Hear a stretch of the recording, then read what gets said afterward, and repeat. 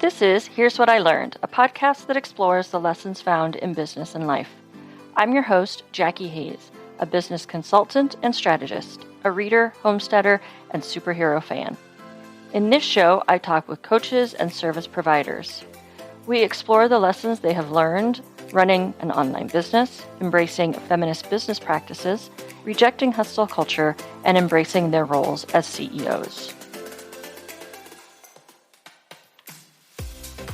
Welcome to another episode of Here's What I Learned. Today I'm talking with Mariko Gordon about the tactics used to separate us from our wallets, transparency in business, and why you need to work on your financial intimacy. Mariko built a $2.5 billion money management firm from scratch. Now she mentors women who want to start a business, turn their side hustle into a living, or better manage their finances. She is also a poet, hypnotist, life coach, and hula dancer. I hope you enjoy this episode of Here's What I Learned.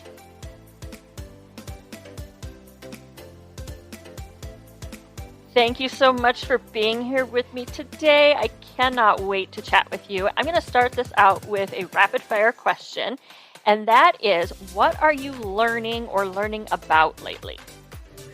Wow.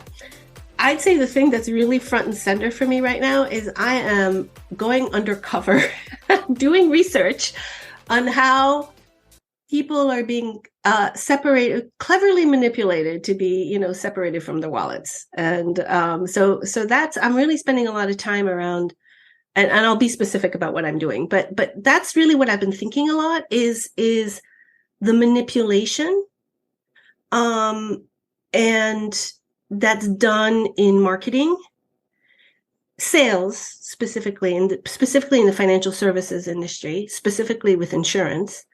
And that ties into a broader thing that I've really been thinking a lot about, which I want to talk to you about, because I think you do this really well, which is how to put the human or humanity back into capitalism. How do you do business in a very human-centric way? And I have a lot of thoughts about that. And I have a lot of questions for you about that. This reminds me of an interview I heard with Trudy LeBron, and it was about toxic capitalism and then non-toxic capitalism. Mm-hmm. And that there is a way to do business within capitalism that is not the toxic way that we are so used to seeing. So I'm really curious what it is that you have been discovering, what led you to start looking into this, and what you're learning right now. So specifically, this little undercover research project that I'm doing is I got so I'm 60, and I got 3 flyers that were in the same format from 3 different financial service people, inviting me to a dinner, right? So it's a sales pitch dinner. And when I went to go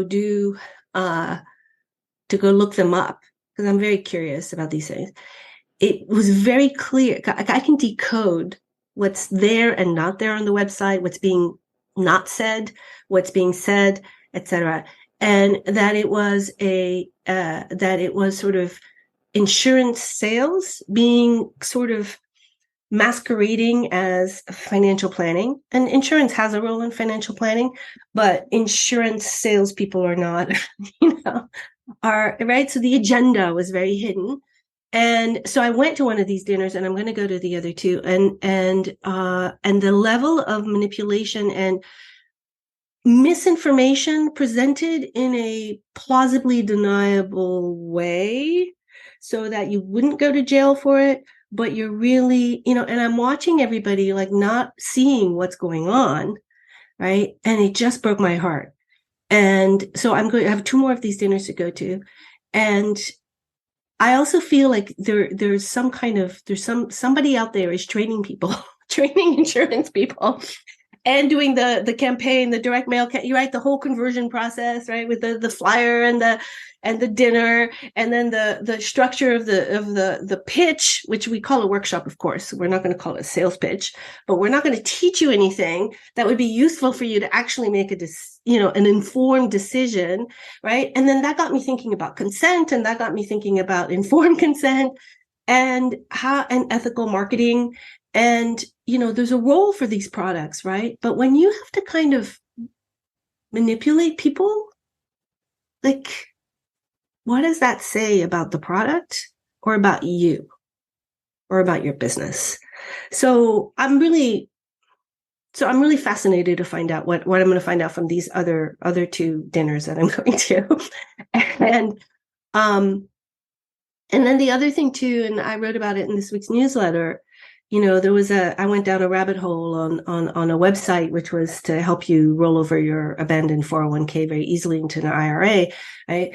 And you really had to pay very close attention to figure out how you were being sold, how you were being subtly manipulated, both in terms of how they were going to be getting paid, but it wasn't very, so they tell you they're getting paid by the people they're putting the money in with, but they're not being very clear about how does that move. And also I know from the real estate that the first three things coming up are going to get 90% of the clicks, right? And they pay for that. But do you know that, right? And you may not be that person that goes and clicks through all 100 things. And then we rank all the 100 different vendors. But we give people like Vanguard, who, is low cost and owned by the people who have money there, right? Owned by the shareholders, the account holders, 3.5 stars, and some small fintech startup has got 5 stars. Why? Because their systems are fully integrated.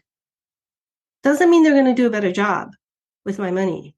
It's just easier for the facilitator of the transfer, which, by the way, is just not really a big deal, but I get what they're doing. And it's always free. So just step by step by step, there's so much manipulation going on.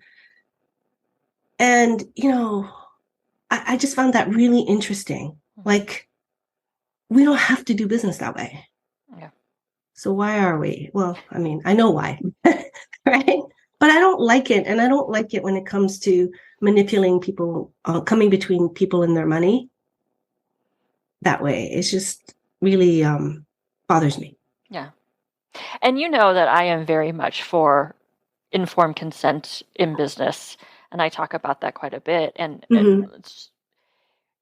you have to put it all out on the table for it to truly be informed consent. And as you're talking, I'm thinking about my financial advisor, who happens to have been a friend, so that's why I went with him. But wait a minute, how does he get paid? I don't know how he gets paid. And how does my money and how much I give him or how let him manipulate affect how he's getting paid? And those are all questions I probably should know the answer to. And it should be right there. Right. And easy for me to find. I shouldn't have to look in the fine print. I shouldn't have to have that conversation with him, or he should have, that should have been something that was upfront in the conversation with him. Absolutely. Yeah, I'm always follow the money. Yeah, always follow the money, because there is no such thing as a free lunch. I mean, there's the occasional, look, even a free consult, right, is not really free. I mean, A, you're giving your time and attention, and B, it's a chance for somebody to make an impression, right? So there's a trade off here. You're not the beneficiary of charity here, right? As the free recipient, but there's a whenever you don't know who's making money, how they're making money, and how much money they're making, you always have to follow the money and figure out who's paying, right? And I think it's human nature for us. We don't like to sort of actually have visibility, know that, oh, wow, we just paid $1,000 for that financial plan, right? We somehow paying $100 or $200 or $1,000 10 times over 10 years, that's invisible to us. We'd rather do that. It's just human nature, but right. So, and it's uncomfortable to call the question hey, Pete, it is. How much money are you making off of me? It's okay. Just tell me, how are you getting paid? Right. It just feels weird. We don't like to talk about money. It's very taboo in our society. So I would love to unshame those conversations, because if you can follow the money, then that's how you get informed consent. If you're oh, you're making 15% commission, so every dollar I give you, only 85 cents goes to work, I can make a decision from an informed place. But when you're doing smoke and mirrors, it doesn't feel good. to be lied to, even if it's not jailable lying. Like we can raise the bar way better than like non-jailable lying. You know what I mean? It would be nice. It would be nice. This reminds me a lot of, seeing things on social media of people talking about their 10K launches, their 100K launches, their whatever, their 7K or 7-figure year. And yay, let's celebrate that, especially when it's people who identify as women or have been socialized as women, because that is huge for women to be able to say that. But at the same time, there's very little that goes out onto social media that is, I had a 100K launch and it cost me X to run the launch, or this was my profit margin.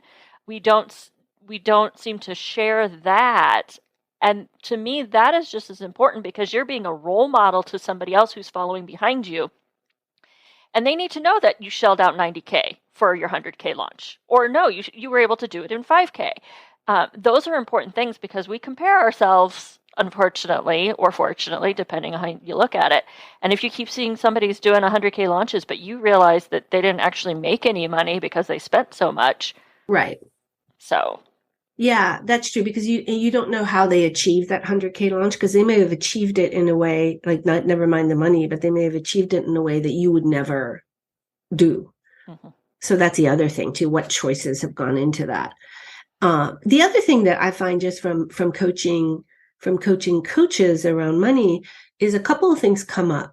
Well, three things I would say. One is, especially if they're newer coaches or they're just going from just kind of starting to make money, that they get surprised by taxes. Right.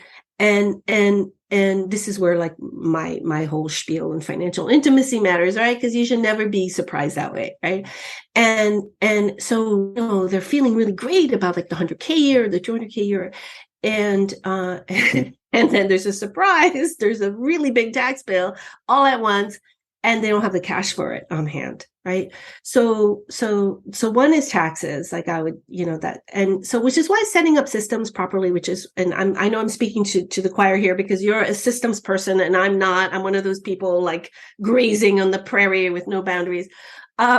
Is that's why that's important to have it even before you need it, because then you get in the habit and then it just makes your life easier and frictionless. So number one.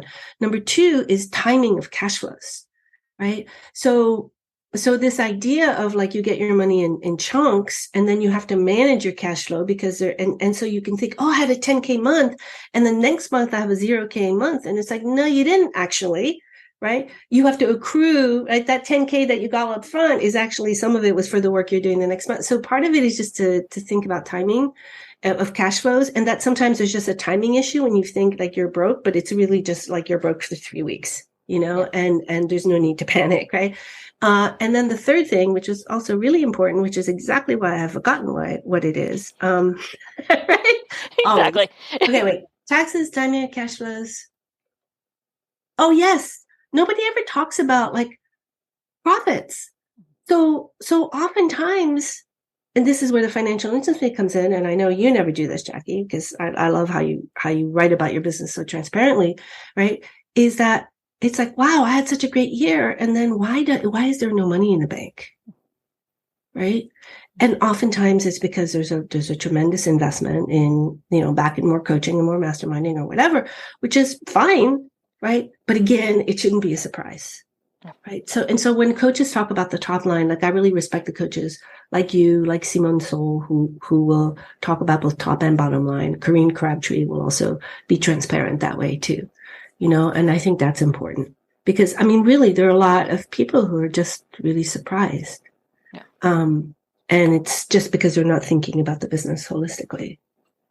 I think one of the lessons I had to learn, and I have to remind like people around me, like family members and friends, when I say my business generated this much revenue, that doesn't mean that's my money. Right.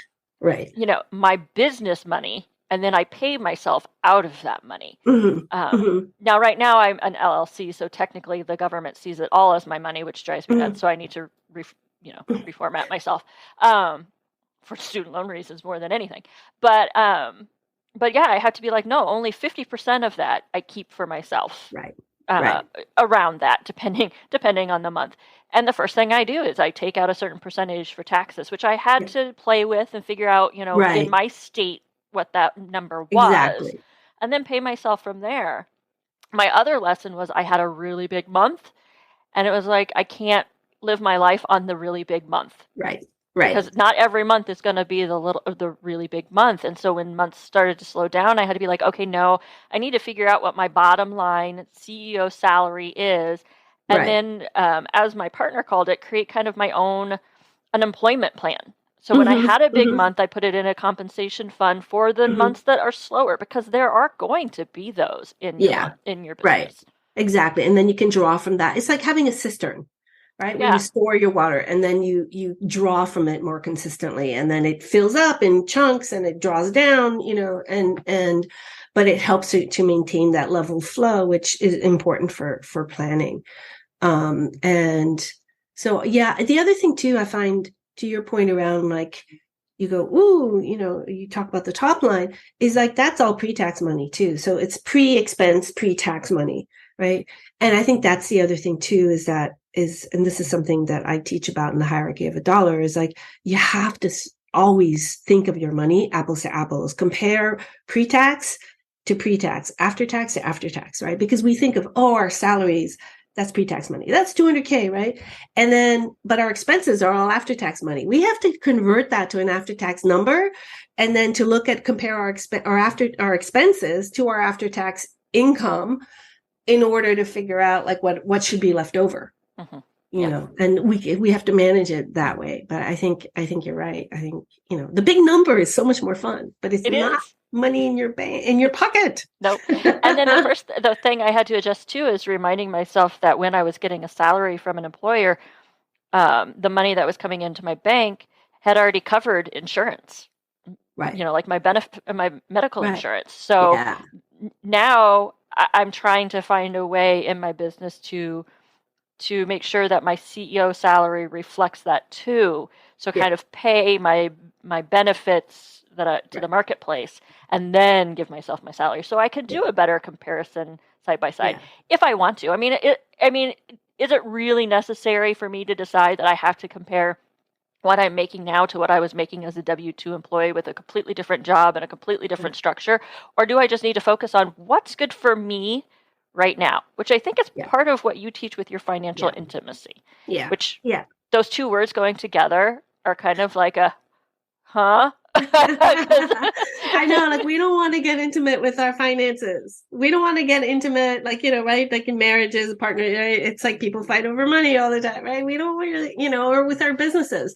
Like, we want our business, that's a very deep, profound, 24/7 kind of relationship, but we don't want to be really intimate with our business. We don't want to, all those resentments build up, all that sort of, all that anger and shame and insecurity. And it gets in the way of our being able to run our businesses in a way that is soul aligned, and successful, however we define that, right?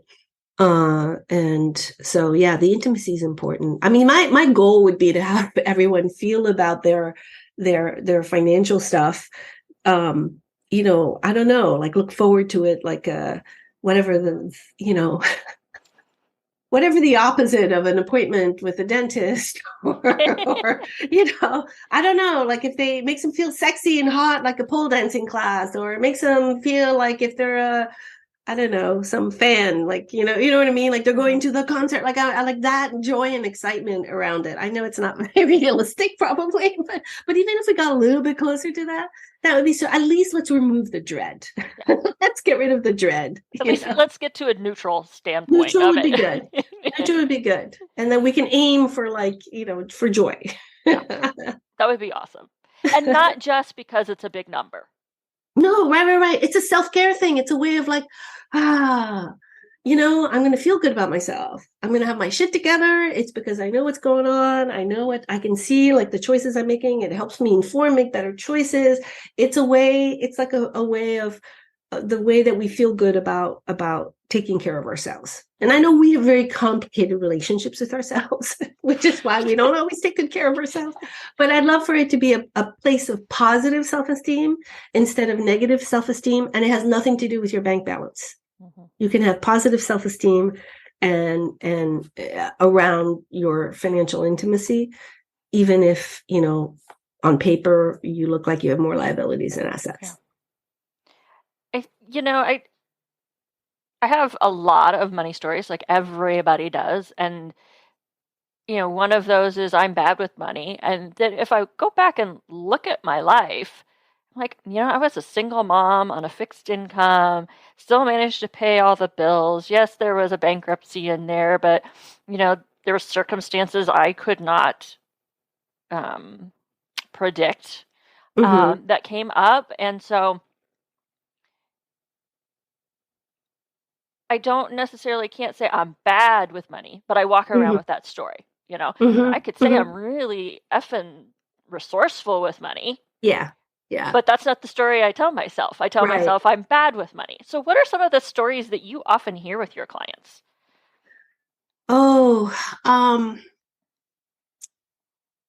Actually, I mean, there's so much, because there are the things of our lived experience, and there's so much that we've inherited from our own family, our own sort of financial lineages. And then there's also sort of the societal things that go on. And actually, I have developed actually a pretty thorough sort of questionnaire around where you can really spend some time thinking about your money lineage, like where all these stories are coming from. Which at some point I will sort of make available to the world. Right now I'm using it in my class. But so some of the stories around being like not being able to create it, not being able to sort of generate it. So I think sometimes people spend time wanting to sort of magnetize it, right? Which is a very different energy than creating it. It's like, because it's like as though it's living outside of you and you're a magnet, you're going to draw it to you, right? That's different than being the wellspring, right? You see how one is kind of passive and the other one is much more active.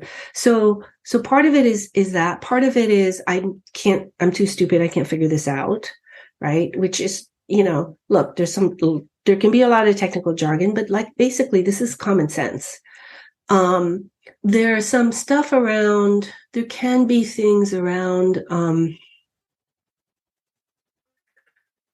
I'd say 90% of it is around sort of incompetency of some kind, I would say, and insecurity around like, well, the incompetency, I can't figure this out, or bad stuff happens to me, or I'll never have it, or I'm not worthy of it. Deep down, it's that, or it's evil. Rich people are assholes.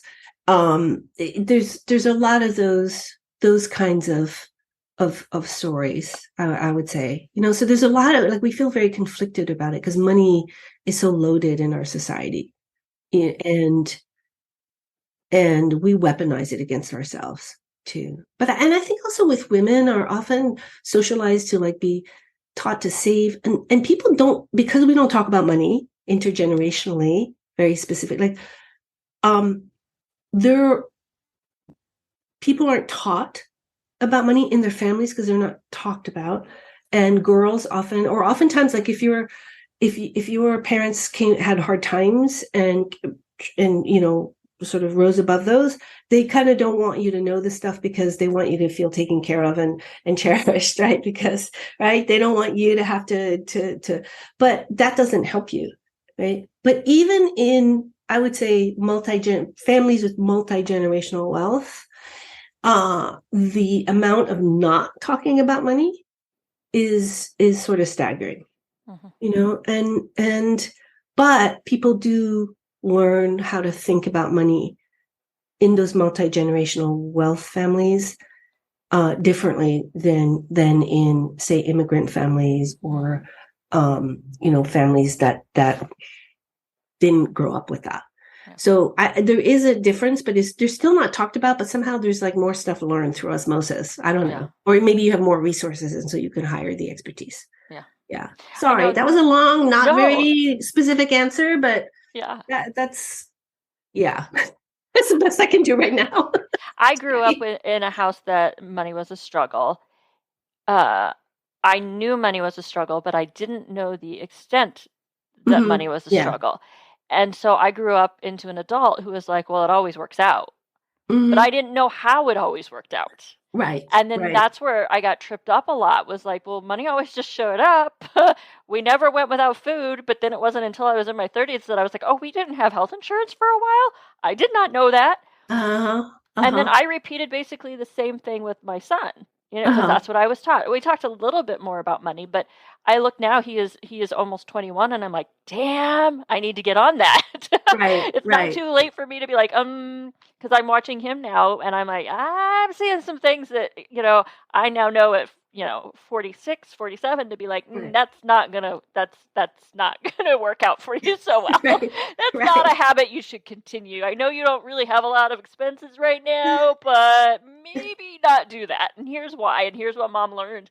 And this is why, I behave that way, etc. But I recognize that story. And I also recognize the story of, I heard a lot of times there's a certain point where you have too much money and you're then just being greedy.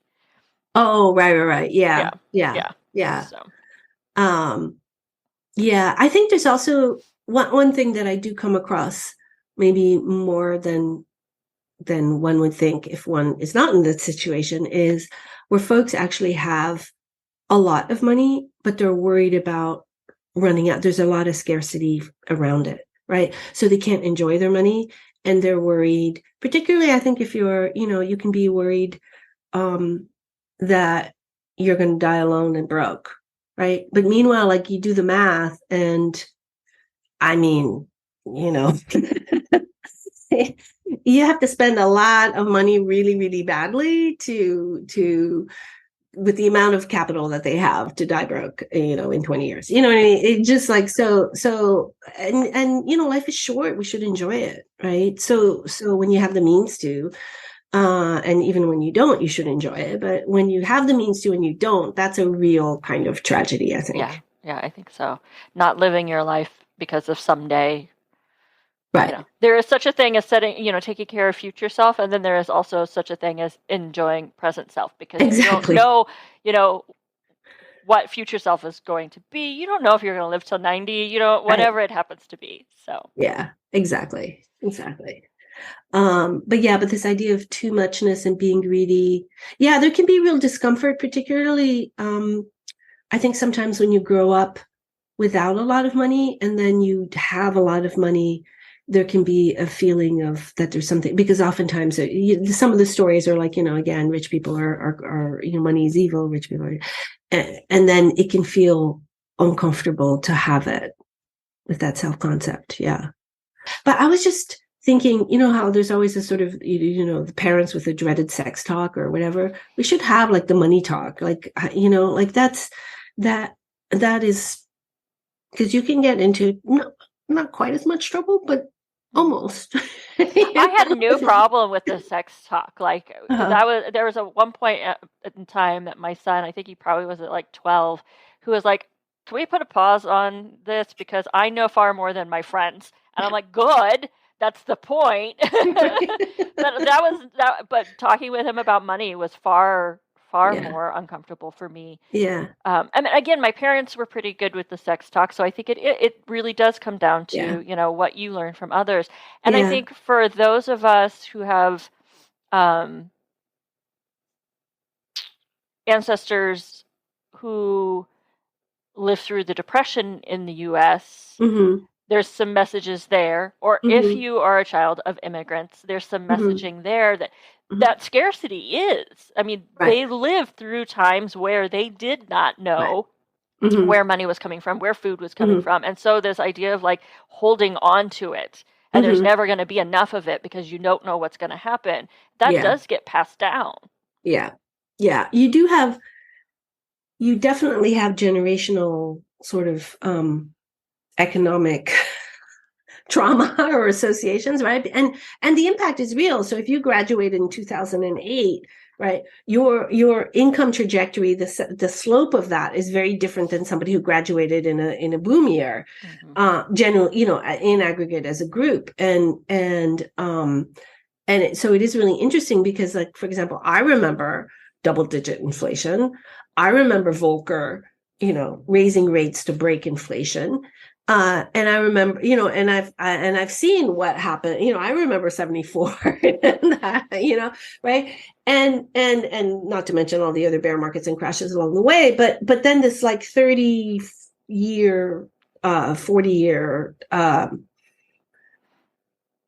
period of globalization and decreasing rates and easy, all that, like what that all meant to everything, to the markets and stuff. It's really interesting. So now we're at an inflection point where the pendulum's swinging the other way, and there are so many people, like, especially in my world, investors who never lived through that or experienced that or saw what that's like, and I was at the tail end of kind of one phase. So I can sort of see what's, and experience the full swing of this. And I know what it can look like going the other way. What is the first step in financial intimacy? So I have what I call, I invoke what I call the 3 bodhisattvas of finance, right? Not to get too esoteric, but like think of the bodhisattva as like a Buddhist saint. So they all have kind of qualities, like the way saints are associated with different things. And each one I sort of associate with what you need in order to have the sort of transformation, to go from here where you kind of sort of know, you kind of sort of don't want to know, you kind of sort of, right, into feeling really good about it. Like neutral, like you're like you can, see clearly and be grounded in the outcomes. So the first one is Jizo, and he's the bodhisattva of small children and travelers, and he's a monk. And in the hell realms, like little kids who die before their parents, our demons make them stack rocks and do things. And so Jizo will come and be a protector, and they can sort of hide in his robes, and he keeps them away from the demons. So for me, this phase is one of safety, right? And because we can't be open to change, and we can't be open to learning until our nervous system is like open and calm and feels safe, right? So the first step is to cultivate that acceptance that leads to that safety. So if we're feeling loaded, emotionally triggered by stuff, like we have to sit with the feelings enough to feel safe, and to accept where we are. No judgment, right? Like it is what it is, but we can accept that we are where we are without feeling shitty or being mean to ourselves, right? And so that's first phase, is just being willing to accept that. And that leads to a kind of, because we're not trying to flee, right? We're grounded in our, okay, we're here and it's okay because it is what it is. And we're okay with that. And then the next step is Manjushri, he's a bodhisattva who holds a flaming sword of enlightenment, and he cuts through the fog of ignorance and delusion and all of the emotional stuff that we put in that gets in the way, clouds our ability to do 2 things. One is to see our inner selves, to know what we really want, get in touch with our wants and our intentions and our desires.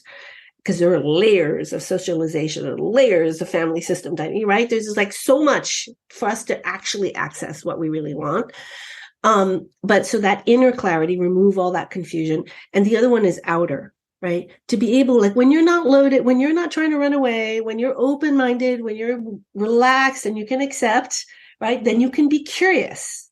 You can't be curious when you're running away from a saber-toothed tiger, right? So when you're relaxed, you can be curious. And that's when you can actually see what's going on, right?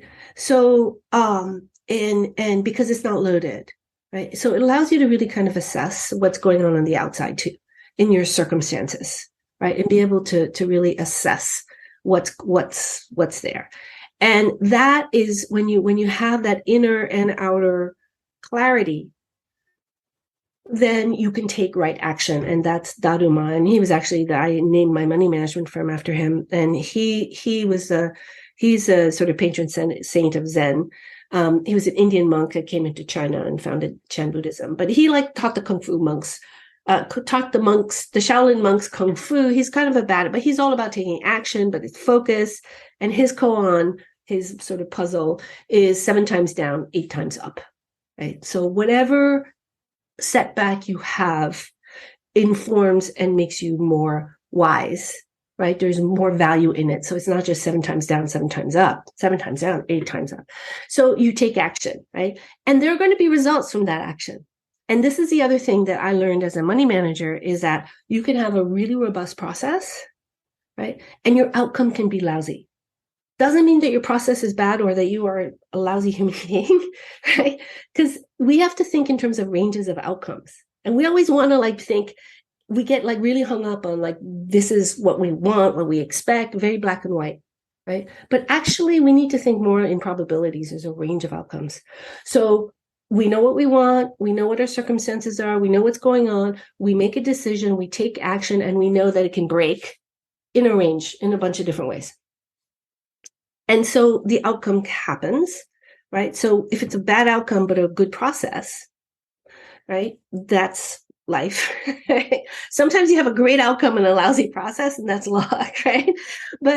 And usually we don't get enough of those. But anyway, so with Daruma, it's this idea of taking right action that's soul aligned, very clear, grounded, and that you have your trust in your own back that whatever action you take is you're going to be okay. You're going to handle it. Right. And whatever the outcome is, those results, again, you process back into safety and acceptance. And with the curiosity, it allows you to sort of see, okay, what would I do differently next time? Right. And so it doesn't, you can go through all of these things, and the outcomes, you can navigate the outcomes without feeling like yourself and your ego and your worth, right, get down. So it just allows you to have more ease and grace and tolerance with uncertainty and ambiguity, because the only constant is change, right? So for me, those are all. Sorry, that was a really long way of describing my framework, but that's kind of how I think about it. And that fractal, it happens over and over and over and over again in our life. And the in the teeniest of ways that we do this, right, we can multiply it. It will multiply, and we can get to a point where we navigate our life with some equanimity, some grace, some ease, some comfort with uncertainty and ambiguity, and that allows us to make better business decisions and financial decisions too. So you got to start there. Where can the listeners find you when they want to go look for you? Because I know they're going to want to. So my website is marikogordon.com. And I'm sure, knowing you're going to have great show notes, so it'll be all in there. I do have a weekly money mash note where I talk about, it's ways to think about. Sometimes it's very tactical advice, and sometimes it's just ways to how to think about money specifically. But so it doesn't have a hyper narrow focus, but it's very thoughtful. And so that's something that I'd love for everybody to have, because I think it's just interesting, the feedback I get. It's super helpful to people. And so I love doing that, because I do, wonder, I just write whatever I'm called to write that week. And so, I don't always know if it's going to land, but it always lands with somebody. So that's important. And yeah, that's the main thing. And I'm also, I'm on LinkedIn and Facebook and all the socials, but I would say and my website, I post everything that I publish there as well. So you can find me there. Well, thank you so much for giving us your time today. I'm so happy. It's such a good time with you, always.